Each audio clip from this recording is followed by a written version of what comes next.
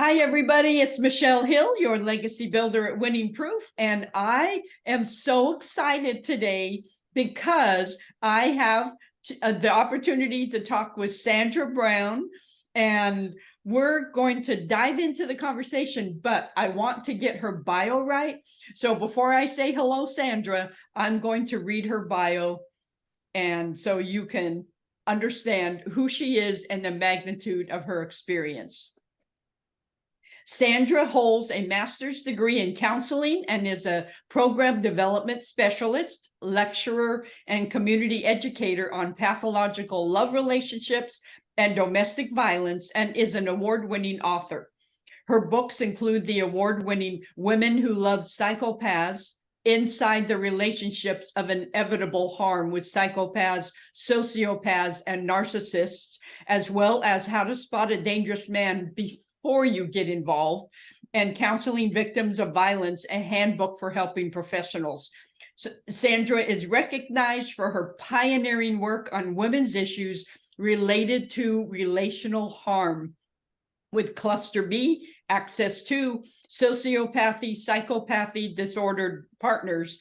She specializes in the development of pathological love relationship training for professionals and survivor support services based on her books, and her books, CDs, and DVDs, and other training materials have been used as curriculum in drug rehabs, women's organizations and shelters, women's jail and prison programs, school and college-based programs, inner city projects, and various psychology and sociology programs, and distributed in almost every country of the world. And that is a mouthful. So I will say with that, welcome, Sandra. It's a pleasure to have you. Thank you. It's good to be here. And Sandra is recording from her car because we were just talking about life happens. Right. On the move. That's right. We're on the move. So I'm just going to dive in. Sandra, do you have anything you want to add to that introduction that you have? That was a mouthful. You are very accomplished, and I'm so fascinated. I've been all over the Safe Relationships website, and I'm going to dive in even further. Awesome. Yes. So my first question is, why do women ignore the red flags of relationship deception? I think there's a couple reasons. One has to do with the very poor public pathology education in this country, that we don't teach about these dangerous disorders, and you can't avoid what you don't detect.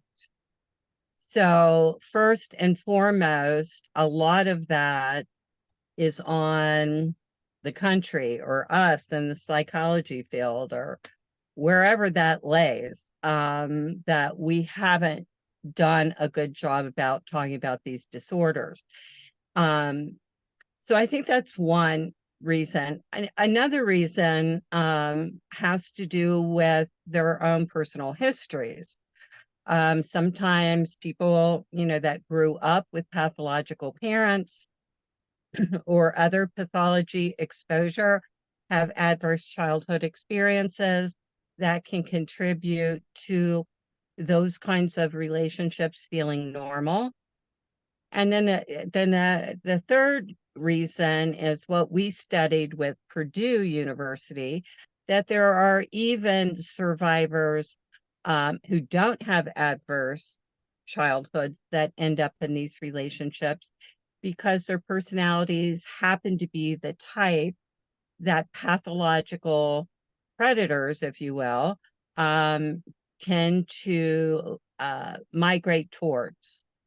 So I think usually people fall into one of those three reasons. Okay, now this isn't on my question list, and I try to keep it Winning Proof unscripted, but I still have questions. So based on what you just said, if a child has pathological parents, narcissistic parents, and just, a lot of dysfunction, are those children more likely to marry the same type of personality, or is it you either love or hate? You either gravitate toward them and you say no way, no how. Right. And since we like things to fit in neat little boxes like that, and that's what you read out there a lot, but it's really not that simple. And so some kids might end up in those kinds of relationships because of that. Other kids, like you said, absolutely not. They're wired a little different. And then we had our study with Purdue. 63% of the people in our study did not have pathological parents, did not have adverse childhood events.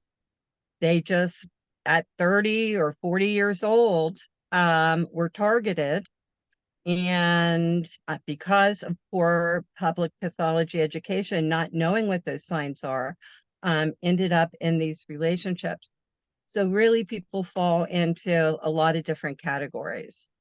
Okay, yeah, and that makes sense completely. And I like that there is some research, a lot of research, right, on this subject, but it's lacking a lot of research. And why is it lacking research? Because the money is in research in studying psychopaths. Everyone's fascinated with the psychopaths, and that's where the research dollars tend to go. We did our research on the survivors, on the victims of narcissists, antisocials, and psychopaths with $0. Nobody's interested in the survivors. All the big research dollars want to take one more glimpse at the fascinating psychopath, and that's where the money goes. And so I had to do this, taking a look at survivors with zero capital. Wow, wow. Okay, so that brings up a question as well, is now it's showing two people entered the waiting room. So I'm going to keep Xing out of this just so people know if they can see the name popping up. Yeah. So is somebody a psychopath, a sociopath? Are they born that way? Do they develop that way because of parental teaching? Is there something when they're born just messed up in the wiring? Well, even though the public lumps those two together, they are different names for a reason. And so sociopath, the word socio, as in social, or in the social environment in which they are raised, that word was used for people that became disordered from their early childhood adversity. Psychopaths are noted for just being genetically come into the world born that way. Okay, okay. Is there, switching to narcissism, and I know both of those can involve a narcissistic personality from what I understand, but being the expert, is there any self-awareness? Is there any healing treatment, anything for narcissists, or are they just forever clueless that they are one? Pretty much. And and people don't like that answer. But again, old theory about those kinds of disorders, dating, back almost a century, all believed that that was adverse childhoods. So, if we think about trauma and that lots of people get treated for trauma and get better, then why can't it happen if these people had trauma? And the problem is, new what not the problem, but I mean, we've waited for this. Newer theory shows that narcissists, antisocials, and psychopaths that we call the dark triad of dark disorders all have neuroanatomical problems, and not the neuro kinds of problems that often come from trauma that are treatable. What they come into the world with are things that we have not yet figured out how to do anything about, which is why, even though they could spend years in therapy, they just notoriously have very poor treatment outcomes because they have a low conscience, they have low empathy, they have low insight about how their own behavior harms others. And, counseling and therapy is predicated on the ability to have insight, to change, to grow, and to sustain positive change. And that dark triad of personalities don't seem to have those abilities, which is why treatment largely fails. Okay, and that makes sense, and I've heard that and read a lot about that. There was a question that popped up in my brain. Okay, and I'm going to get to the women survivors as well, because I know that's your specialty, but I want to ask about, because so many people deal with what they call narcissist, and I know that word is thrown around over generously. Oh, they're selfish, so they're a narcissist. They're this or that, so they're narcissistic. So I understand that. And the question that comes up for me a lot with discussions with people is, do they know what they're doing, or they can't help themselves? Do they know, are they intentionally master manipulating people and situations, or is it just part of the wiring? Both. Okay. Yeah. Personality disorders are developed in childhood, and they're adaptive to what they need in order to function. And so by the time someone is dating a dark triad, maybe they're in their 20s, 30s, 40s, even later, that person has had that many years of that skill set, that unique manipulative skill set to hone. And so they very much know what works. Do they understand how their brain proclivity leans them towards always manipulating? Probably not, unless they got into treatment and someone really explained the neuro components of that. But they very much know what works and use that. And so they're like, even as children, I've treated, back in the day, I tried treating people with the dark triad and had psychopaths, as clients. And, they're like little human psychologists. From the time they were 7 or 8, they've had figured people out and knew how to work it. And yeah, so it is both. It is both that they have figured out what works and who it works with and what works best and how to tweak it if it isn't quite right. And then rinse and repeat and use it with other people. If it worked over here, it'll probably work over here. I might have to tweak it a little bit. But then there's also, the neurobiological part that they came into the world prone towards that. that between a normal person and them, a normal person leans towards telling the truth. You know, that the dark triad always leans towards pathological lying, even if it's a choice between telling the truth or lying. And the consequence would be the same. They almost always choose to lie. Wow. That is amazing. Yeah.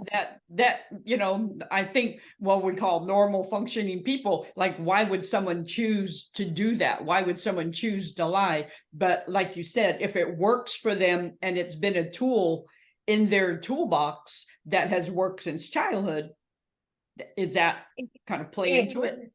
And absolutely. And that their neurowiring prones them to that. You know, even before they figured it out at 8 years old, they already had their wiring that's already leaning them in that direction. And then experience, as they lie and manipulate, and it works out, you know, layers that positive experience, if you will, on top of it. But it's very much, you know, we have to really consider the neurobiology of this, that they come into the world hardwired in all the wrong ways. Okay, yeah. And is there a certain personality or certain personality traits that they target or are attracted to?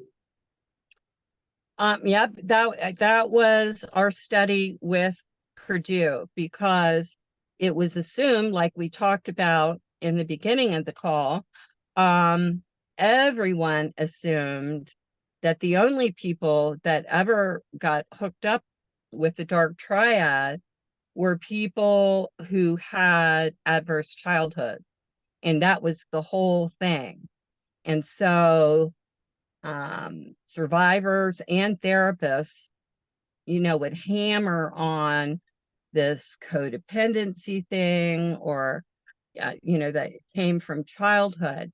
And I had so many clients that did not have that experience. They had normal upbringings, normal parents.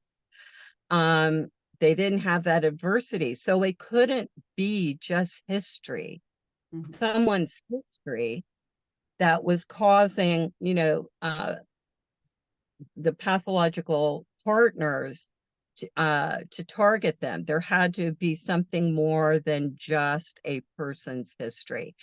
And so that was a study with Purdue. And uh, yes, on the in testing survivors' personalities, the vast majority of them had two, actually, they had quite a few trait elevations, but the two we really focused on that we think were instrumental was this trait of what is called agreeableness. And that's a big overarching trait for different facets of that trait, like empathy, Mhm. like being highly trusting, compassionate, forgiving, all of those kinds of traits that people only associate with codependency. They didn't associate it outside of, and codependency is tied to history.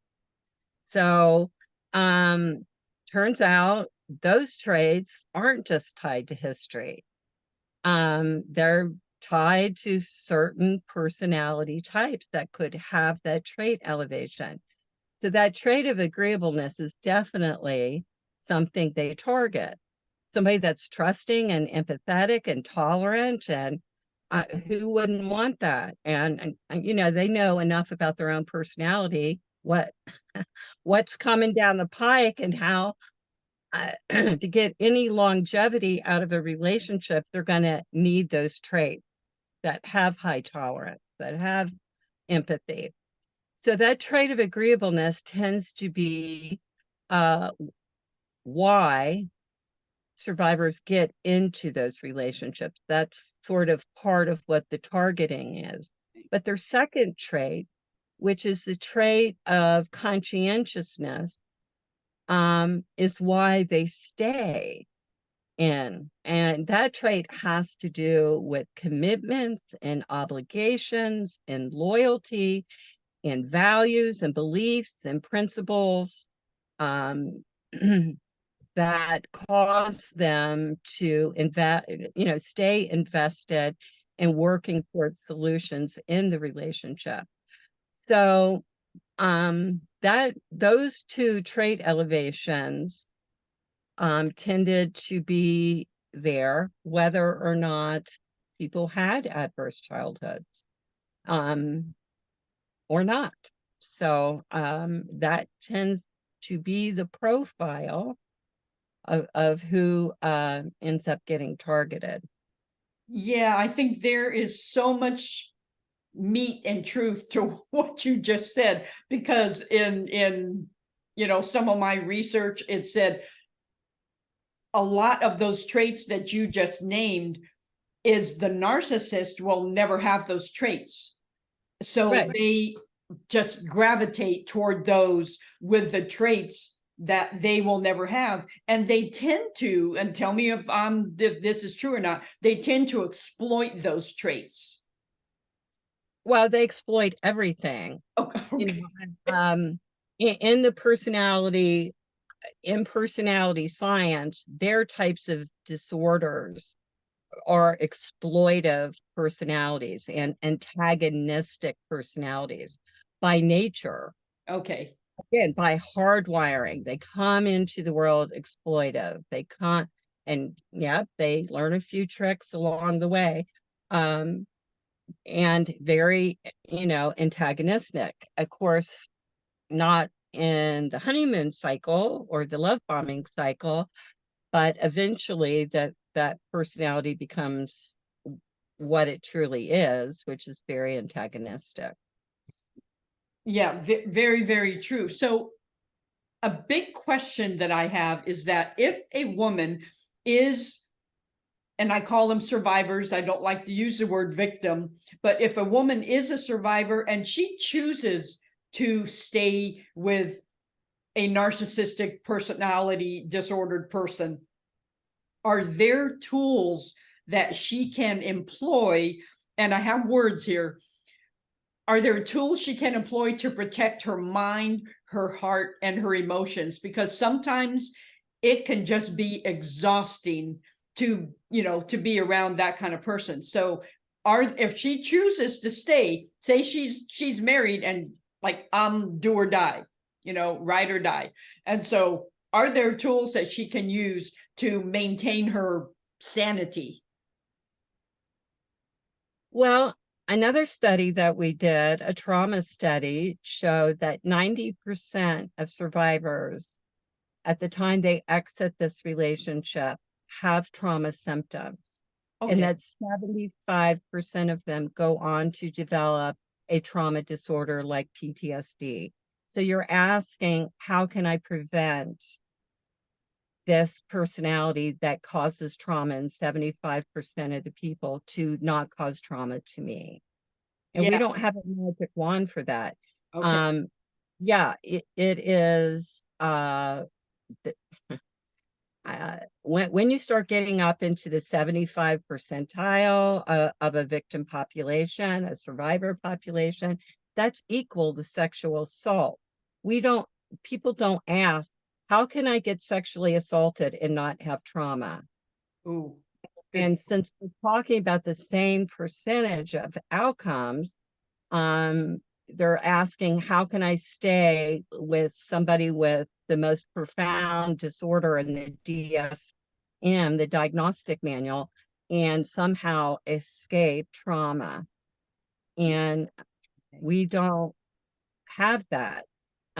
What we have is the warning and the trauma study numbers that all the odds are against you of coming out of this without trauma.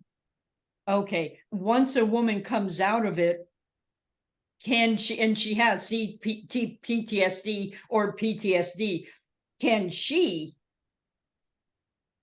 get EMDR? Can she get other therapies to help her recover? And Absolutely. okay, and how do you have any studies on how long that takes? Is it many years? Can someone move through that in several months, or what's and I Yeah, know everybody's different for the recovery. right. Everyone's different. It depends on the severity of trauma. It depends on if they did have uh, adverse child experiences. They had trauma from way back then and never got it treated. Now you add this trauma on top of it.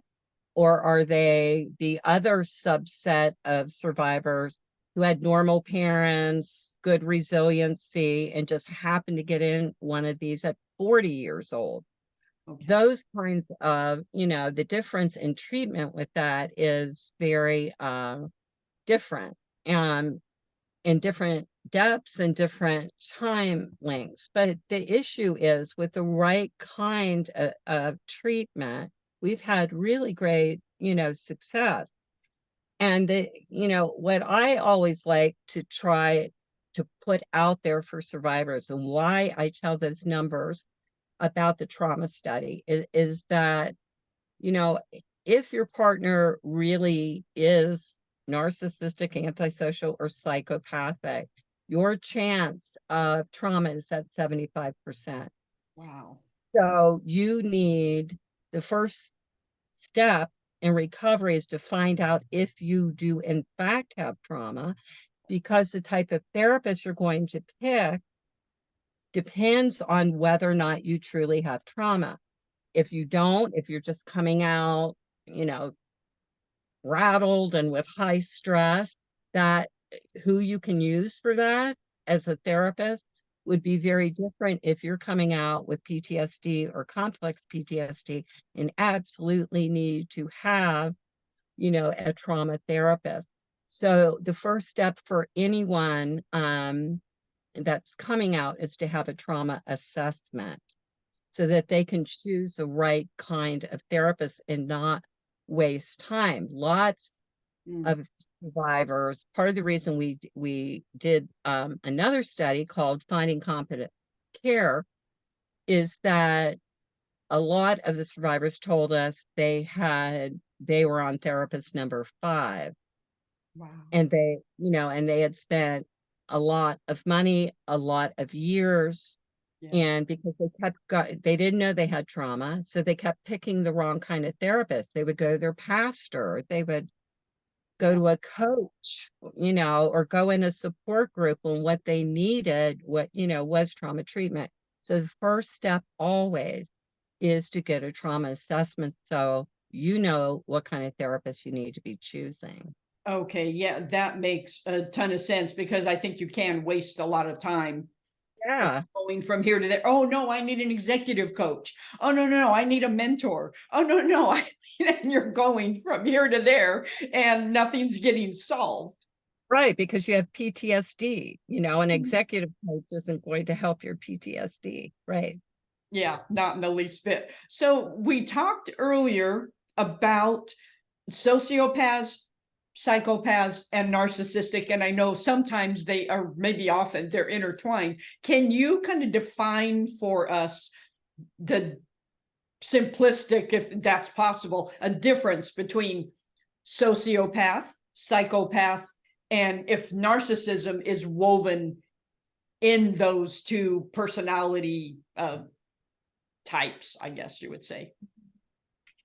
Well, for the general public, I try to keep it simple because I find that survivors hyper focus and then get confused when you give them lists of symptoms for sociopaths, psychopaths, narcissists, it's too much.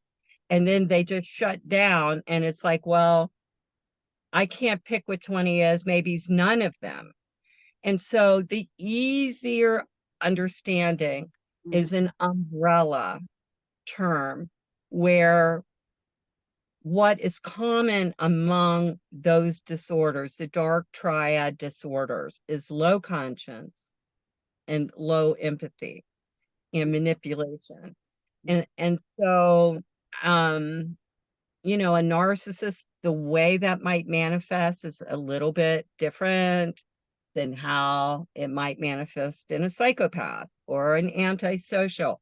And at the end of the day, does it really matter? Because the trauma, the harm to the survivor is the same, whether they're with an antisocial or a psychopath. And they get hung up on those wanting to differentiate because they're so conscientious, that super trait, that personality trait I was talking about. They want to make sure they're deciding correctly, and they'll camp out there and get stuck in not being able to figure it out. Well, they don't have a degree in psychology. Of course, they can't figure that out. And again, does it matter? No. If your partner, no matter the disorder, has low conscience, low insight, manipulation, low empathy, those are the elements at the highest level of harm. So someone needs to get out, not sit around and wait for uh, the survivor to figure it out, like which diagnosis that is, Yeah. or take them to a therapist and hope the therapist can figure it out. They years come off the calendar as they sit and try to, decide what the disorder is, and all the harm is happening and all the trauma is building. Okay. So we create this umbrella to make it easy: low conscience, low empathy, no insight into their behavior, manipulative, etc. Okay. Okay. Yeah, I think people, you're right, with a conscientious, give me a label so I can research it. Give me a label so I can Google it, and then I'll be okay. But Right. And then they go and they read bloggers who aren't yeah, in the psychology field, that make narcissism sound like anybody that's a jerk. And then they're really confused, and then they stall again, they get yes, stuck again. So I don't like going into all those details because um they do get stuck. And I think it's much easier to understand it as what happens when someone doesn't have a fully formed conscience, or doesn't have enough empathy, like for you, for a child, for an animal, yeah. who just consistently has no insight about what their behavior does to other people. Those to me are better clues than these 100 ways to know you're with a narcissist. That's all over the web. It's all over the web. And when it really comes down to the things that hurt people, Yeah. is not his grandiosity, that he thinks too much of himself. It's no conscience and no empathy. Mhm. That is what is harmful to other humans. Yeah, yeah, and yeah, absolutely. And I've experienced that, through the years, or with specific, relationships. I've experienced that. Just, what, and it's always, what's wrong with you? Because it's always the other person Right. that That is that's at fault. that's part of the no insight about how their behavior is harmful to other people. Yeah, exactly. It So, just yeah, doesn't no, go ahead. that insight just doesn't improve. In therapy, they'll go to counseling, they'll act better for a few weeks, but those that dark triads of those types of disorders have the rubber band effect. They always snap back to the original personality. So they go to church, they find God, they go to AA for 2 days, they go to a therapist, they go to 16 therapists. But the issue is that personality disorders are a pattern, Yeah. an enduring pattern of behavior that it always returns, it always repeats. Normally, when people change, they change. But in personality disorders, it is an inability to sustain positive, non-manipulative change. Yeah, it And so loops, doesn't it? it, It just loops it over just, and over and over. yeah, and that's why they call it the rubber band effect. You Mm. know, they try, they go to therapy, they learn a couple things, but back it comes, and that is the disorder. When people say, what is that disorder? It is the inability to hold consistent, positive, non-manipulative change. You will see a pattern, it will be back, Yeah. take it to the bank. That's the disorder. Yeah, absolutely. And I have my next question is it's kind of different, I think, but I want to ask you, can a woman catch herself immediately when she's experiencing the cognitive dissonance due to relational harm, or does it take intentional action steps? Can she catch herself immediately, or is it like, oh man, a day later, oh, that's what was happening? It's usually years later. We Years. wish it was, we wish it was a day later. Okay. No, cognitive dissidence is and we should say what that is. Cognitive dissidence is a symptom that happens that we studied related to the dark triad, survivors that have been exposed to the dark triad, and it creates in the survivor a reaction to having to live with the two sides of the persona, the Jekyll and Hyde persona, that creates such internal conflict about which they believe more, the love bombing or the abuse. They love, they loathe, they want, they don't want, they trust, they distrust. Over time, and most of the survivors that we studied, it was months, years, and decades of living with a Jekyll and Hyde persona, that it does begin to have neurological effects to the brain. It creates what's called hyperneural activity, where the brain is constantly thinking Yeah. about all these events and comparing, do I love or loathe, want or not want? Am I staying or going? Why is he Jekyll? Why is he Hyde? And it takes up such an enormous amount of psychic energy that it begins to produce a cognitive decline.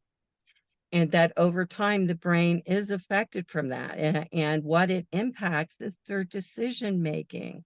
So the thing they need most in order to be able to make a decision and leave is so impacted by cognitive dissonance that they're paralyzed or frozen in this inability to decide to stay or go.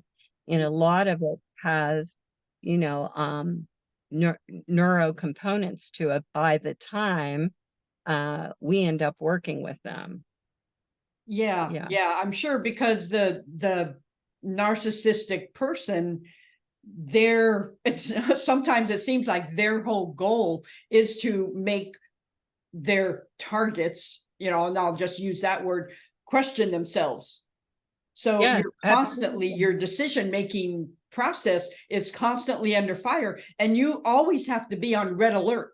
You always have to be, which one am I going to see today? But they make you question your sanity. They make you question your decision making power. And so that's where that cognitive dissonance, I think, comes in, especially Right. after a period of time.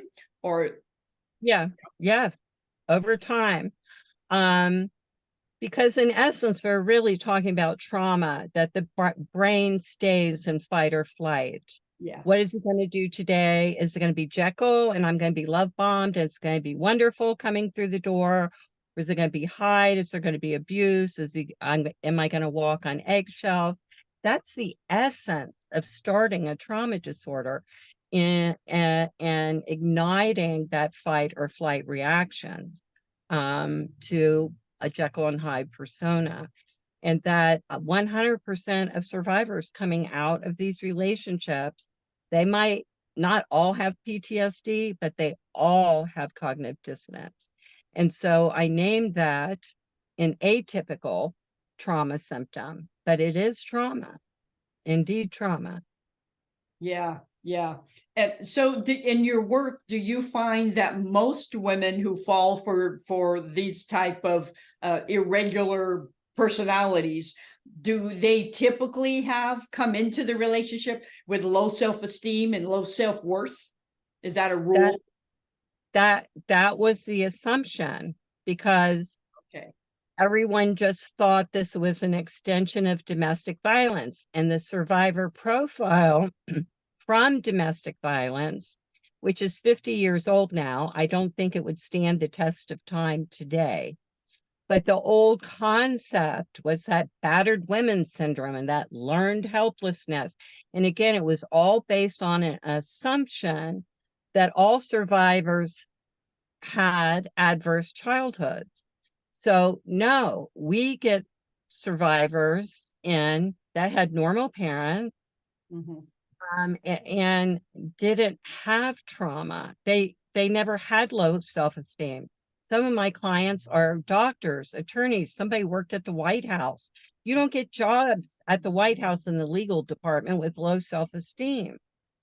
You don't become the head of surgery at, someplace when you have battled, battered women syndrome and codependency, and that impacts your functionality to a degree that you usually don't rise up that way. So no, that's why we went to Purdue, because that's what we were taught from old domestic violence theory, is that they all have low self-esteem. Yeah. And these women, my clients, that's what made me perk up and think about it, because I'm like, they don't have low self-esteem. My God. I mean, they're giants in their field, and they couldn't be a giant in their field.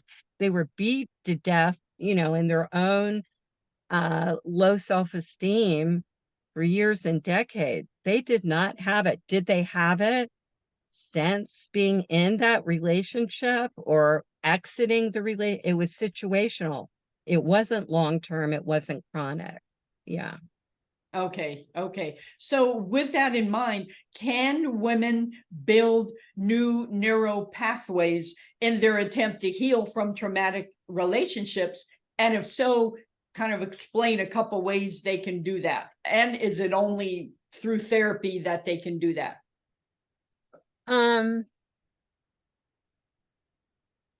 They probably cannot do that if they are still being traumatized and being exposed to the origins of their trauma in the relationship. Lots of people come when they are, still in the relationship and say, I want trauma treatment. And it's unethical, in my opinion, to do that, because they're still being traumatized. So yes, it is possible when they're removed from the agent of their trauma, when their central nervous system can be worked with, because that's really the part of what causes trauma in the brain and then in the central nervous system. So treatment is largely teaching them how to learn to manage that fight, flight, and freeze reactions that are part of trauma. And again, with a trauma therapist, not a coach, not that kind of thing, but in true trauma treatment, yes, they can get a lot of relief. Okay, okay. And that's good, because I think a lot of women feel just trapped, just Uh, completely trapped. It's never going to be any better. I'm right, broken and I've fallen and I can't get up, kind of thing. right, And right. I'm gonna open my blinds real quick because it's getting dark in here and I see the light going down. So Okay. Okay, maybe that'll help a little bit. I'm so sorry, but I'm That's like, okay. And a lot of survivors, because they have felt this way and they've had trauma or other symptoms for so long, they just feel like that's going to be, they're always going to have them. That's going to be the rest of their life. And that isn't true. I've got tons and tons of clients that have gone on to, uh, function much better, have a much happier life once they've had their trauma treated, and then go on to, do some great work and great helping in this field or in other ways in the world. And so I share my, personal story in my books on my website that I had PTSD a million years ago. And I think I've done pretty good to get up and get going and get working and get functioning. I've accomplished a lot. yes, So yeah, if I can do it, and I'm, sort of an example of somebody that was able to do that, I want to encourage women that change and, trauma healing is definitely possible with the right care. yeah, and I think sometimes women too, to your point, is that they think if they think I'm broken, then they can't trust themselves to be in any other loving relationship because see what I attract, see what I've been in. How would I know a healthy, normal Well, relationship? and they won't in the beginning. And so the best thing they can do early on is to focus on their own recovery and get trauma treatment. When we begin working with survivors to teach them about those super traits so that they can see it coming next time, we do ask them up front, not first get your trauma treated, because your relationships aren't going to be successful when you have PTSD. That's really hard to be around.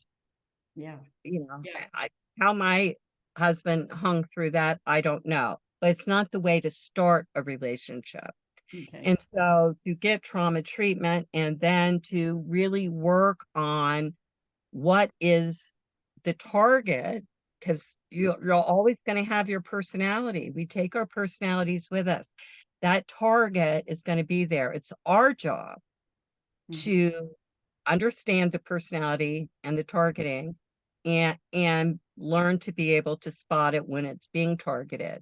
But that work comes later after the trauma, when your bandwidth is wider and you can actually focus on this personality work. But in the meantime, we tell people get treatment, stay out of relationships, and then, work on your super traits, because you are at risk of repeating until that work is done.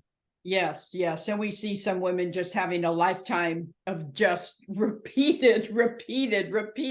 I don't know why I keep falling for this, or I attract, men that are the same all the time, because you haven't Work, received treatment and you right. haven't worked on you.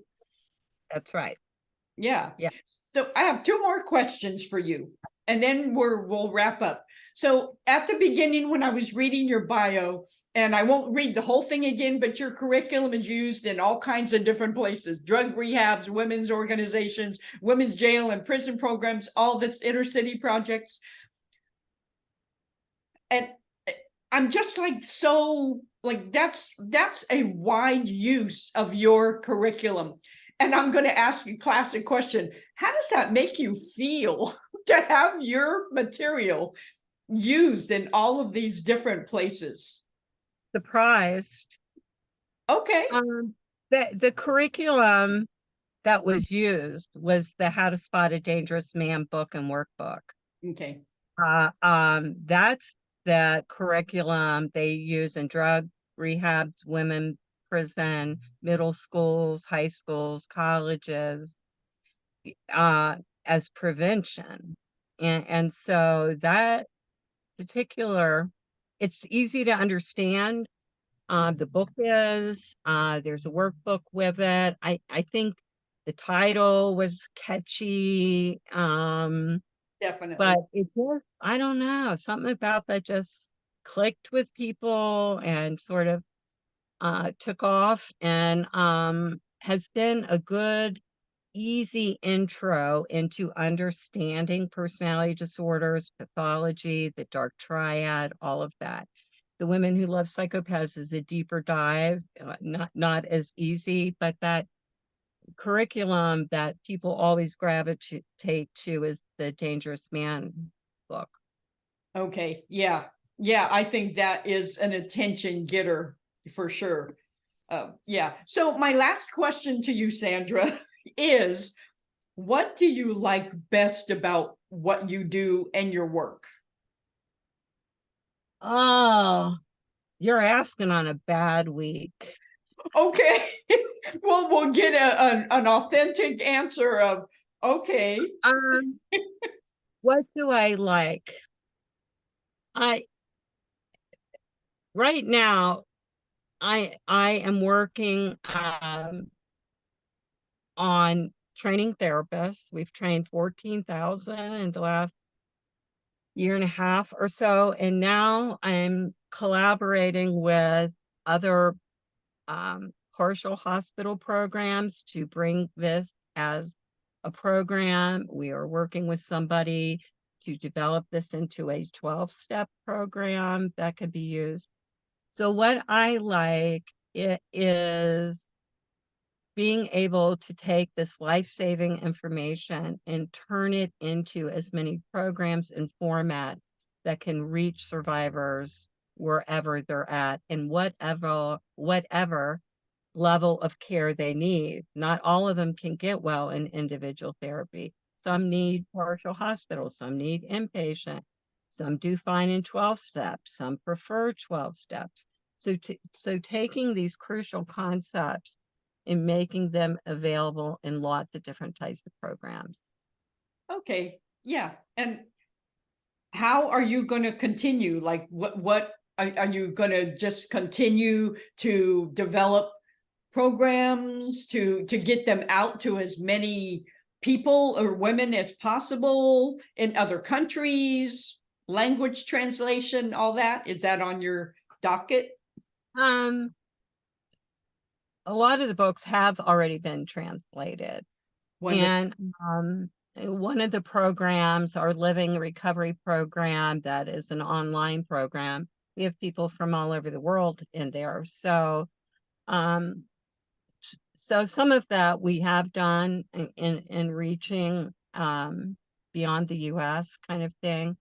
The last project I was committed to was getting the certification program for therapists, which Okay. just launched in a couple of months ago. And then I swore I was going to retire. And then I don't know how I got wrapped up in this developing this hospital program, this 12 step. I was supposed to be like going to Italy or something. And here I am still plugging along. So who knows how long I'll work. Yeah, you'll know. You'll know. So, well, how can people get in touch with you or research more about, on the website? How can they connect with you in that way?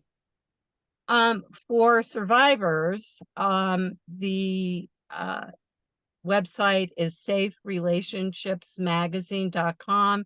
If you are a therapist and want to work in this field, your website is survivortreatment.com. Okay, wonderful. Well, I cannot tell you how educational this has been, and I'm so thankful that you took time today to answer my questions and just have a conversation from your car, no less. Yes. Well, thank you for having me and sharing this information with everybody. I hope it was helpful. It was very, very, very helpful. And a lot of people, when I put out the notice, I think more than I've ever had before of people just viewing it and being interested in it. So I can't wait to, do the upload process and get this out there. So I know it will help a lot of people. So thank you, Sandra. Yeah. Yeah, and I just want to tell people, I know my lighting is so weird right now, but I'm just going to go with it and just say thank you for watching another episode of Winning Proof Unscripted. And you can, I'll put all the Sandra's links and everything in the show notes, and I will put the Heart Swindler. I just released a book or launched a book called The Heart Swindler: Reclaim Your Heart and Stop Falling for Liars, Losers, and Lunatics, which we have kind of talked about today. So Right. thank you so much, and I will upload this soon. Okay. Thank you. Bye-bye. Bye.